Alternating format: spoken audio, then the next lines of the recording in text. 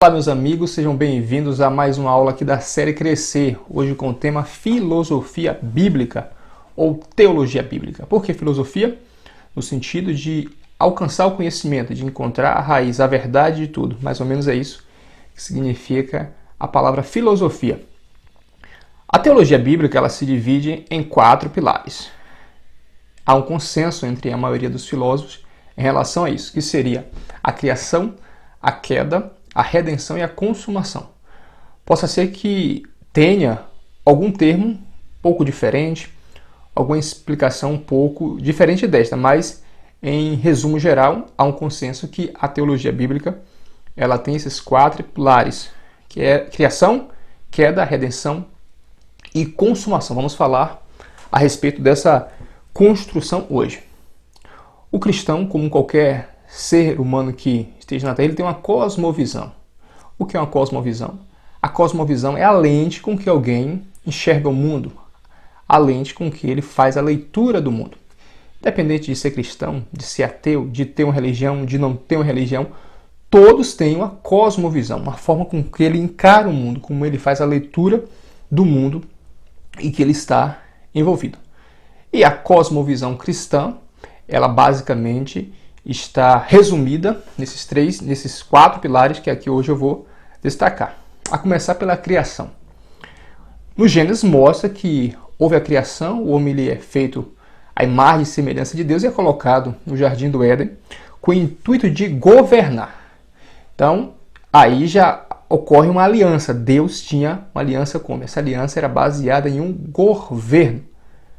Não existe outra explicação mais clara para isso, mais direta para isso. Em Gênesis 1:26 fala que Deus criou o homem à sua imagem e semelhança e ordena que este homem governe sobre as aves do céu, os peixes do mar, os répteis e os animais da terra. Dá ordem para governar sobre tudo. O Gênesis ele trata da cosmogonia, ou cosmogonia, que é a criação de tudo, a origem de tudo. Nessa origem o homem ele é feito para este intento, esta criação a respeito de o homem ter que governar sobre o jardim, sobre a terra. Esta é a base da criação. Após isto, ocorre a queda, que é quando este homem ele rompe esta aliança, a mulher, a Eva, ela come do fruto proibido, e ali sucessivamente também o Adão, e eles são expulsos do jardim, ocorre esta queda.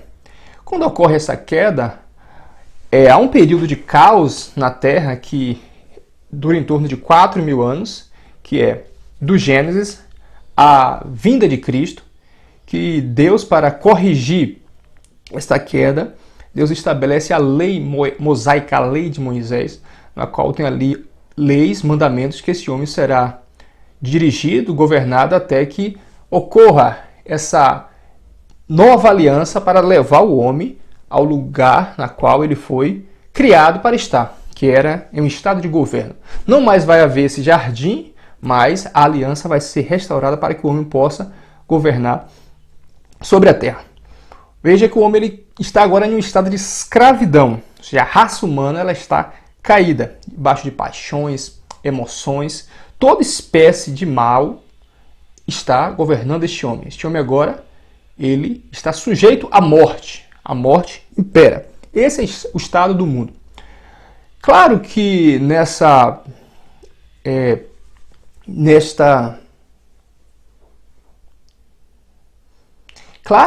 caminhada sobre a terra, o homem ele vai conseguir, independente de ser cristão ou não, ter sucesso, trabalhar, adquirir posses, riquezas, ter uma vida, vamos dizer assim, feliz. Ele vai alcançar a chamada felicidade conforme ele entende que isso é possível.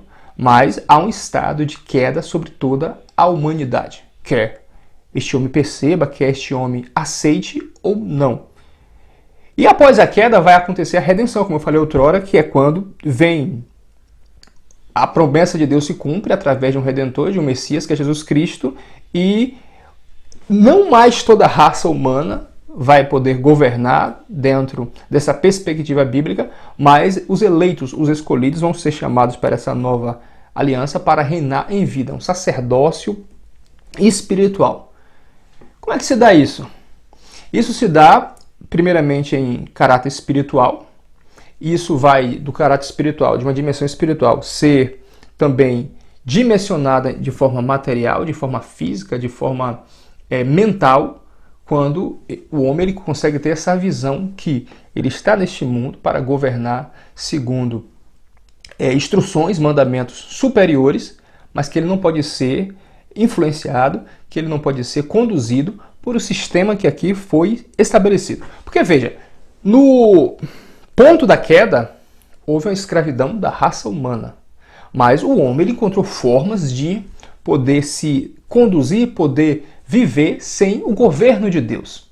Então, é delicado falar sobre isso porque você teria que conhecer todos os estágios para entender como essa raça humana ela está escravizada, como essa raça humana ela está debaixo de um governo que não é de Deus.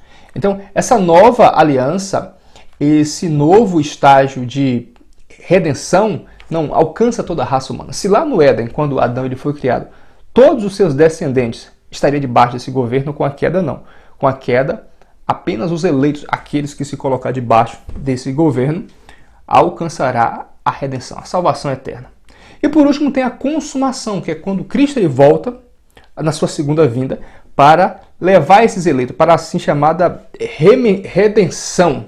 Todos serão reunidos em Cristo e haverá um governo eterno. Tem o período milenar e tem outros cumprimentos que o Apocalipse ali vai mostrar, que é a questão juízo final, os livros que serão abertos, mas isso aí é tema para outra aula. Hoje aqui a gente fica com isso, a questão da criação, da queda, da redenção e da consumação. Como é que a gente faz para colocar essa teologia bíblica à frente de outras? Ela se sobressai sobre outras. Como a gente faz para comprovar o seu valor perante o tempo? Então, a teologia bíblica ela narra um período de, no mínimo, 6.000 anos e, ao longo do tempo, ela vai mostrando a sua veracidade, ela vai mostrando como ela sobrevive frente a outras filosofias. Eu vou fazer aqui agora um paralelo entre essa teologia bíblica e a filosofia marxista, que é talvez a filosofia mais divulgada, mais conhecida que existe no nosso mundo. A filosofia marxista, com base nos estudos do filósofo em inglês Karl Marx. Karl Marx e Friedrich Engels, que desenvolve a filosofia marxista que combina com o comunismo. Quando a gente pega o marxismo, os valores do comunismo ou do marxismo, eles são totalmente contrários à teologia bíblica. Por quê? Eles são contrários à família, eles são contrários aos princípios da propriedade privada, ou seja, valores que a teologia bíblica defende, eles estão totalmente na contramão. O marxismo está na contramão disso. Veja que, a salvo aqueles que não leu a obra, não teve acesso aos escritos, vão discordar disso. Por quê? Até onde eu busquei entender, estudei, li, é sobre isso que eles fazem. Eles colocam a religião como ópio da sociedade, colocam a família como algo que foi criado, que foi construído dentro de uma ideia de dominação. O Engels, por exemplo, ele já coloca ali a ideia da família como uma luta de classes, ele já coloca ali como uma esfera de poder, de dominação, ele tem esse entendimento. Então a gente testa o valor da teologia bíblica, por assim dizer, do cristianismo frente ao comunismo, ao marxismo, com essa como ele vence ao decorrer do tempo. O cristianismo ele supera, ele vence o Império Romano, ele vence essas ideologias comunistas, marxistas, como queira chamar, e ele vence também na modernidade. Então, o seu valor ele se dá quando a gente coloca ele na prática. Você tem que comparar se algo funciona na prática. Então, o cristianismo ele possui todos os recursos para que o homem possa resolver questões da sua vida, tanto terrena como questões de ordem última. O marxismo, em contrapartida, ele coloca o homem em guerra constante, em lutas de classes, em ideias que questões primordiais da vida humana não são resolvidas. O cristianismo não. O cristianismo e a filosofia bíblica A teologia bíblica resolve todas as questões da vida humana de ordem natural, de ordem espiritual, questões de trabalho, questões de família, tudo você consegue enxergar com clareza soluções que podem ser apontadas dentro dessa teologia. Então, o tempo e a prática e a veracidade dos fatos por si só dão essa credibilidade à teologia bíblica que, na minha visão, ela se sobressai em frente a todas as outras e especialmente em frente ao marxismo. Logo que essa teologia bíblica ela pode ser aplicada de fato em cima de todo o tecido social.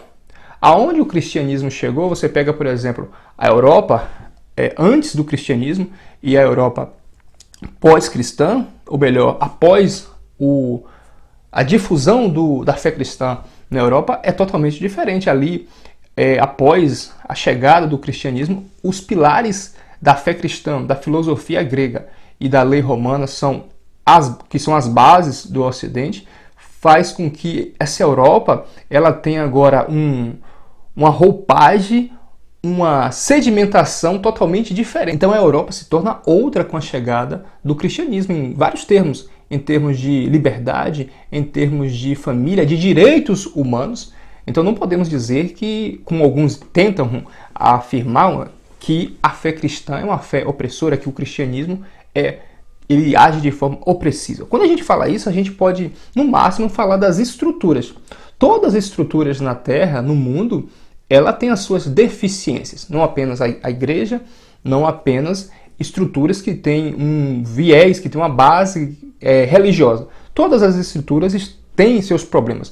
Mas a gente está falando aqui da teologia bíblica, da narração dos fatos, como eles se dão. Então, a criação, a queda, a redenção e a consumação são os pilares que norteiam essa teologia, essa filosofia bíblica cristã.